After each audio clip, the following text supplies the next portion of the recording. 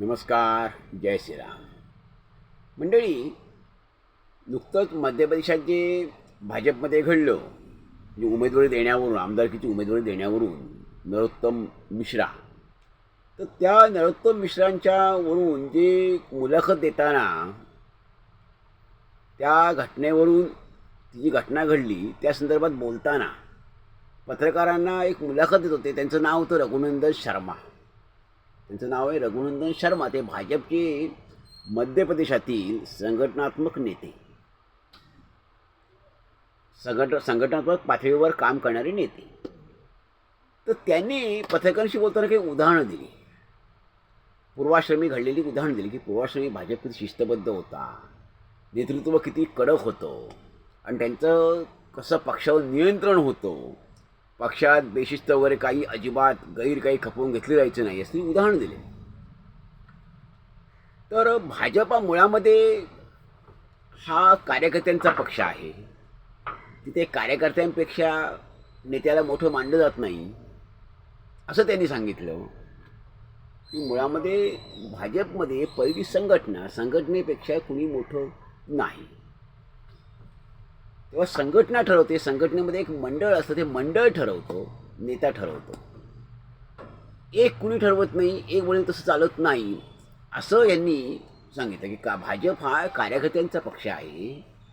एक तिथं कोणी प्रमुख नसतो आणि तिथं संघटनेला महत्त्व असतं. संघटनाच महत्त्वाची, कार्यकर्ते नेते महत्त्वाचे नाहीत. तेव्हा हे यांनी रघुनंदन शर्मा हे सांगत असताना त्यांनी एक उदाहरण दिलं. ते म्हणजे कुशाभाऊ ठाकरेंचं. कुशाभाऊ ठाकरे हे भाजपचे राष्ट्रीय अध्यक्ष होते. ते 1998 ते 2000 या कालखंडामध्ये ते अध्यक्ष होते. तर त्या काळात अटलींचं वर सरकार होतं, केंद्रात सरकार होतं. अटलजी त्या काळात पंतप्रधान होते, लालकृष्ण अडवाणी उपपंतप्रधान होते. तर त्या काळात हे जे होते कुशाभाऊ ठाकरे ते अध्यक्ष होते. मग आत्ता जे उदाहरण मी देणार आहे किंवा त्यांनी जे उदाहरण सांगितलं कुशाभाऊंचं, ते कुशाभाऊ ठाकरे अध्यक्ष होण्याच्या पूर्वीचं उदाहरण. मुळात कुशाभाऊ हे अत्यंत शिस्तबद्ध, अत्यंत काटेकोर आयुष्य जगलेले आणि अत्यंत नीतिमान व्यक्तिमत्व. की नेता कसा असावा, पक्षाचा अध्यक्ष कसा असावा, कार्यकर्ता कसा असावा आणि माणूस कसा असावा, याचं उत्तम उदाहरण हे शिस्तबद्ध आयुष्य जगलेले, चाकोरीतलं आयुष्य जगलेले कुशाभाऊ ठाकरे. की प्रसिद्धीपासून लांब आणि प्रत्येक वेळेला संघटनेचं हित, प्रत्येक वेळेला स्वतः अनुशासन पाळणार आणि इतरांनी पाळावं अशी अपेक्षा करणार, असं नेतृत्व म्हणजे कुशाभाऊ ठाकरे. तर कुशाभाऊ ठाकरे हे ज्यावेळी संघटनेमध्ये मोठ्या पदावर होते, म्हणजे सरचिटणीस पदावर, त्यावेळीची घटना आहे की त्याच काळात सुंदरलाल पटवा हे मध्य प्रदेशचे मुख्यमंत्री होते. तर मुख्यमंत्री असताना, आता मुख्यमंत्री हा त्या राज्याचा साधारणतः सर्व असतो, पक्ष त्याला अधिकार देत असतो. साधारणपणे अशी एक पद्धत आहे, अशी एक रूढ परंपरा आहे, अशी की प्रघात आहे असा की मुख्यमंत्री हा साधारणपणे सर्व असतो आणि आपल्याला सगळे अधिकार असे गृहीत धरलेले त्यांनी असतं. आपण सर्व आहोत असं त्यांनी गृहीत धरलेलं असतं की मुख्यमंत्री हे पदाभूतीसाठी वलय असतं आणि तो ताकदीचा असतो, शक्तिमान असतो मुख्यमंत्री कधीही. त्याची तो मुख्यमंत्री पदापर्यंत जात नाही. ह्या सगळ्यामध्ये सुंदरलाल पटवानी काय केलं, मुख्यमंत्री झाल्यानंतर की एका जिल्हाध्यक्षाला त्यांनी तडकाबडकी बदलून टाकलं आणि तिथे नवीन जिल्हाध्यक्षाची नियुक्ती केली. हे कुशाभाऊंना कळलं. कुशाभाऊ पहिले कार्यालय प्रमुख असलेले जे रघुनंदन शर्मा आहे त्यांना त्यांनी विचारलं, बोलावून घेतलं की हे कसं झालं, ह्या जिल्हाध्यक्षाला का बदललं. ते म्हटले, मी पत्र पाठवलं हे खरं आहे, मी पत्र त्यांच्या घेतलं, राजीनाम्याचं घेतलं आणि नवीन नियुक्ती केली, पण मी केलेली नाही आहे, मी वरून आदेशाने केलेली आहे. तर म्हटले, कुणाचा आदेश. ते म्हणजे सुंदरलाल पटवांचा आदेश, आपले मुख्यमंत्री. कुशाभाऊ ठाकरे यांनी लगेच मुख्यमंत्र्यांना बोलवून घेतली. सुंदरलाल पटवांना विचारलं की तुम्ही मुख्यमंत्री आहात, तुमची नियुक्ती फक्त आम्ही म्हणजे संघटनेने, भाजप या पक्षाने, संघटनेने फक्त पक्ष म्हणजे राज्य चालवायला राज्य सरकारचे प्रमुख म्हणून केलेली आहे. तुम्हाला प्रशासन चालवायचं आहे, राज्य चालवायचं आहे. तुम्ही संघटनेचे प्रमुख नाही आहात. तुम्हाला त्या जिल्हाध्यक्षाला ताडकाफडकी बदलण्याचा अधिकार दिला कुणी? तुम्हाला कुणी अधिकार दिला? तुम्ही प्रांताचे मध्यप्रदेश प्रांताचे अध्यक्ष आहात का? नाही आहात. प्रांताचा अध्यक्ष वेगळा आहे, तुम्ही मुख्यमंत्री आहात. मग तुम्ही तुमचं काम करायचं आहे. राज्याचं प्रशासन तुम्ही उत्तम प्रकारे चालवायचं आहे. शासन उत्तम प्रकारे तुम्ही करून दाखवायचं आहे. तुम्हाला हा अधिकार दिलेला नाही आहे कुणी. तुम्ही त्यांना कशी बदललीत? अशा तऱ्हेचा जाब हा त्यांना सुंदरलाल पाटवांना जाब विचारला आणि सांगितलं, यापुढे तुम्ही संघटनेमध्ये कोणत्याही प्रकारची दखल द्यायची नाही, असं हे बजावून सांगितलं. अर्थात सुंदरलाल पाटवा हे शांत स्वभावाचे, नम्र स्वभावाचे होते, समंजस होते आणि मुख्य म्हणजे अनुशासन पाळणारे होते. कारण ते संघाच्या संस्कारातून आलेले होते, शाखेतूनच आलेले होते. त्यामुळे त्यांनी काही नाही, निरुत्तर झाले, शांत राहिले आणि शांतपणे त्याने ऐकून घेतलं.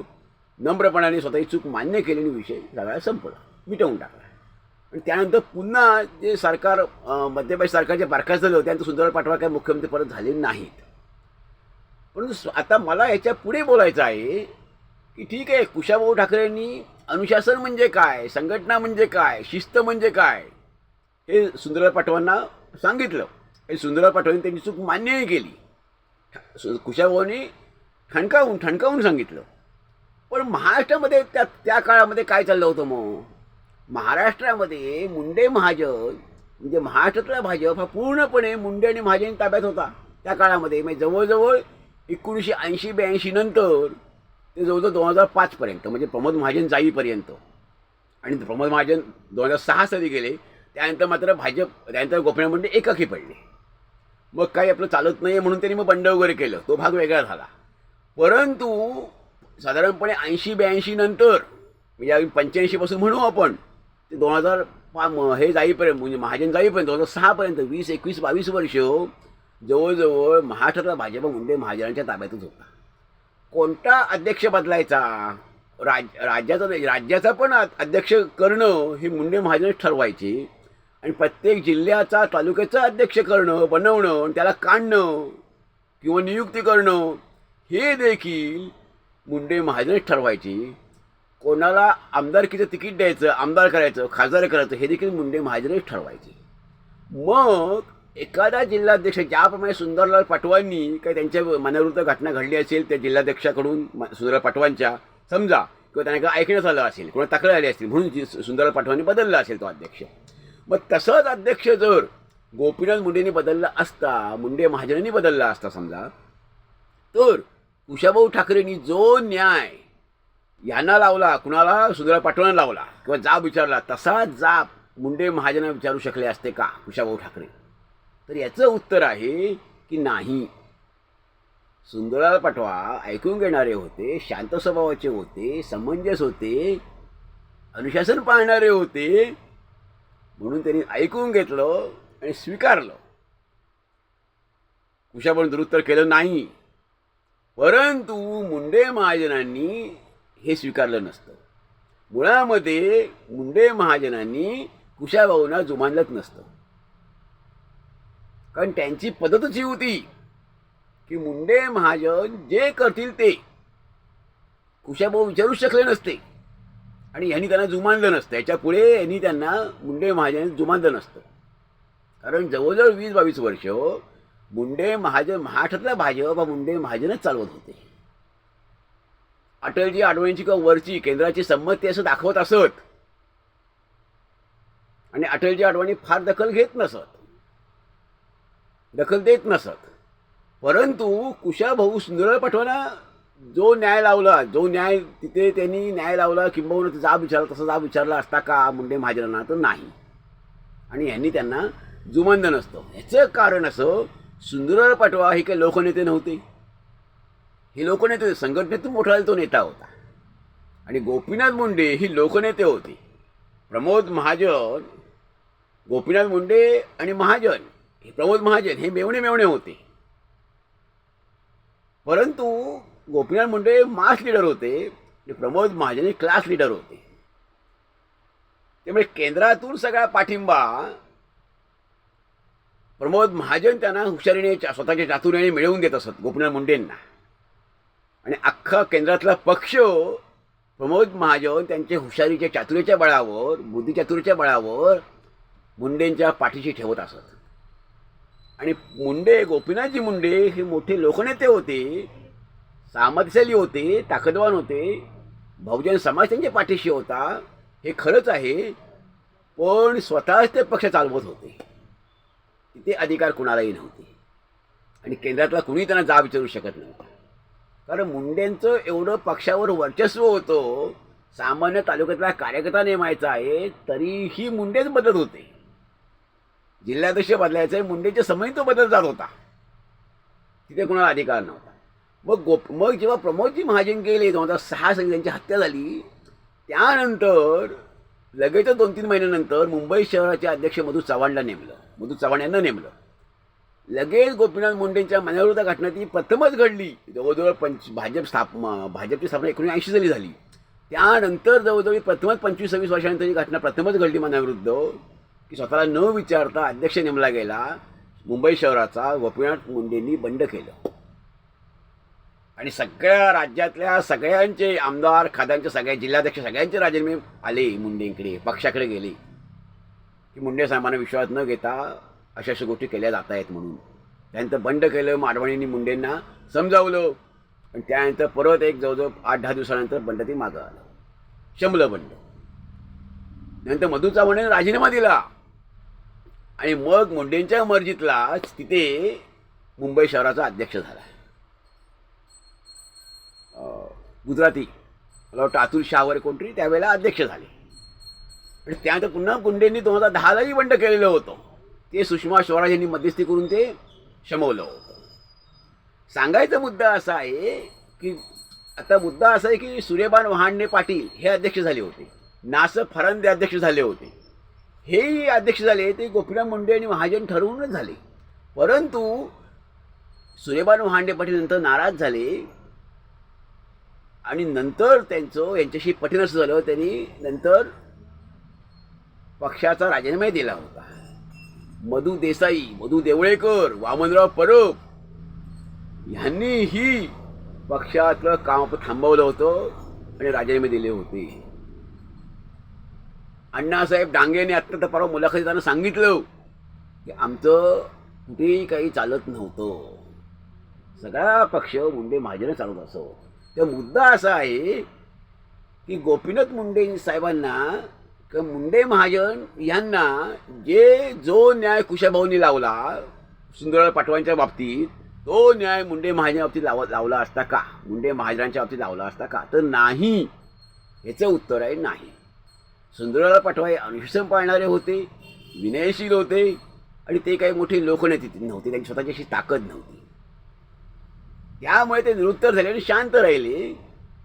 परंतु गोपीनाथजी मुंडे साहेबांना मात्र किंवा मुंडे महाजनांना हा अध्यक्ष तुम्ही का जिल्हाध्यक्ष बदललात असं विचारण्याची हिंमत कुशाभाऊ ठाकरेंमध्ये झाली नसती आणि तिने विचारलं नसतं. आणि जर विचारलं असतं की याची नियुक्ती का केलीत, ह्याला का काढलं जिल्हाध्यक्षाला, तर यांनी त्याला मुंडे महाजनांनी त्यांना जुमानलं नसतं. हे 100% सत्य आहे. आणि म्हणून तर मुंडे प्रमोदजींची हत्या 6 साली झाली, त्यानंतर 2 महिन्यामध्ये सगळं बदललं. मुळात त्याच काळामध्ये नितीनजी गडकरी पुन्हा अध्यक्ष महाराष्ट्राचे झाले, त्यामुळे ह्यांच्या हातातून सगळं गेलं म्हणून मुंडे नाराज झाले. त्यानंतर पुन्हा 2009 साली नितीनजीकडे राष्ट्रीय अध्यक्ष झाले, नितीनजी गडकरी राष्ट्रीय अध्यक्ष झाले. पुन्हा गोपीनाथजी मुंडे नाराजच झाले आणि 10 साली पुन्हा त्यांनी बंड केलं. मग त्यांची समजूत काढली गेली, हा भाग वेगळा. म्हणून 14 साली सरकार आल्यानंतर त्यांना प्रथम केंद्रात मंत्री करण्यात आलं. परंतु महाराष्ट्रातला जो पक्ष भाजप होता तो 2006 पर्यंत म्हणजे प्रमोदजी जाईपर्यंत मुंडे महाजनच चालवत होते. हे 100% सत्य आहे. कारण गोपीनाथजी मुंडे हे लोकनेते होते, मोठे नेते होते, शक्तिशाली नेते होते. त्यांना जाबविजेची ताकद भाजपमधल्या केंद्रातल्या कोणत्याही नेत्यामध्ये नव्हती. हे 100% सत्य आहे. मंडळी, आपल्यावर काय मत आहे आपण जरूर ऐकायला द्यावा. धन्यवाद. जय हिंद, जय भारत.